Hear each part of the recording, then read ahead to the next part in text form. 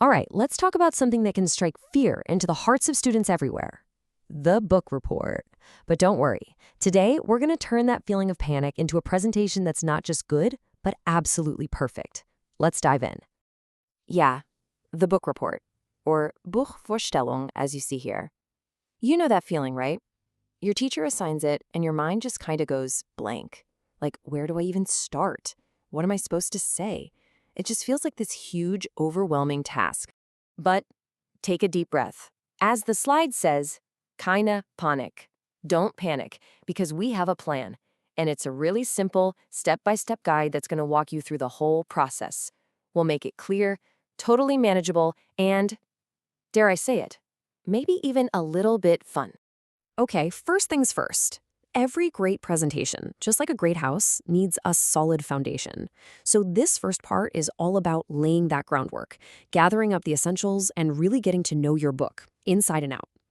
I like to think of this as creating an ID card for your book. Seriously, you're just grabbing the basic stats. What's the title? Who published it? How many pages is it? This is the quick info that gives everyone, you and your audience, the context they need right off the bat. It's the frame for the whole picture we're about to paint. Now, for a really cool part, let's do a little detective work on the person who actually created this world. Look up the author. When and where did they live? What's their story? What makes them special? Understanding the creator adds this whole other fascinating layer to the book. So our foundation is set. Now let's get to the real heart and soul of pretty much any story, the characters. Because let's be real, a truly memorable report isn't just a list of what happened. It's about making the people in the book feel alive for your audience. So how do you actually do that? Well, it's all about combining what's on the outside with what's going on the inside. Sure, you can talk about what they look like, but the real magic happens when you get into their personality. Are they brave, anxious, or super talkative? That's the stuff that really paints a full picture. Here's a super simple checklist for you. Go ahead and jot down their external features, for sure. But then you've got to dig deeper. Try to describe their thoughts and feelings. And here's the key. Try to nail down 5 key traits that really define who they are. That's how you make a character jump off the page. Okay, now we get to my favorite part. This is where the report becomes all about you. We're moving past just the facts and into the part where you get to share a piece of the book that really, truly connected with you. But that leads to a big question, right? With hundreds of pages to choose from, how in the world do you pick just one little section to read aloud? It can feel impossible. So let's break down what to look for to make the biggest impact. You want to look for a moment that gave you a gut reaction. Did it make you laugh out loud or hold your breath in suspense? Maybe it's a passage that just perfectly sums up the book's main idea, or a moment where the writing is just so beautiful you had to read it twice. Any of those? That's your golden ticket. Now, once you've found your passage, please don't just read it cold. You've got to prep it like a mini performance. Use different colored highlighters for different characters. Put little marks in for when you're going to pause and take a breath. Underline the words you want to hit hard. This tiny bit of homework makes a world of difference, trust me. And what's the #1 most important tip of all? Practice. Read it out loud. Read it to your dog, your brother, a friend, anyone who will listen. Getting that real-world feedback is, hands down, the best way to make sure you sound smooth and confident when it really counts.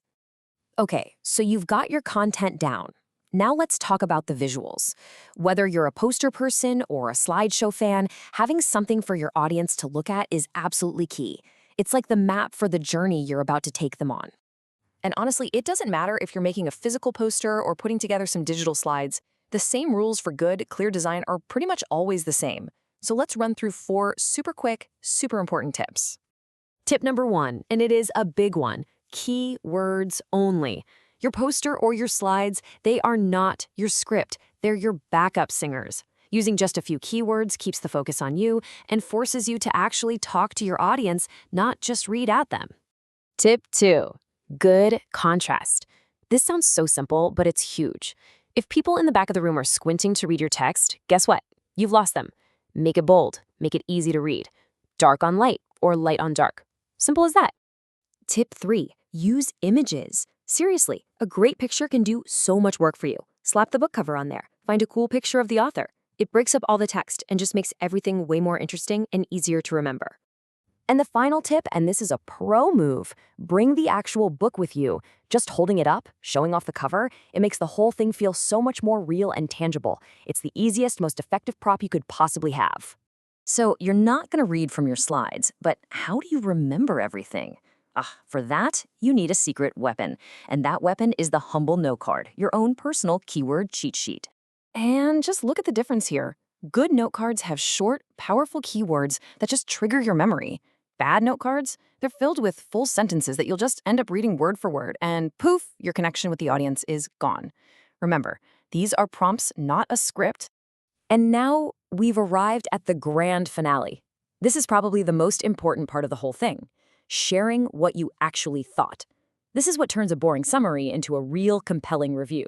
So, this is it. What did you think of the book? And you can't just say, it was good. Nope. You got to explain why. Why did you love it, or why didn't you? Did a character's journey resonate with you? Did a plot twist totally get you? Backing up your opinion with real reasons is what makes your take on it powerful. Because at the end of the day, a book report isn't just an assignment. It's your chance to be a storyteller. You're not just telling people what a book is about, you're telling them why it matters. You're telling them why they should care. So really, the only question left is, which story are you going to tell next?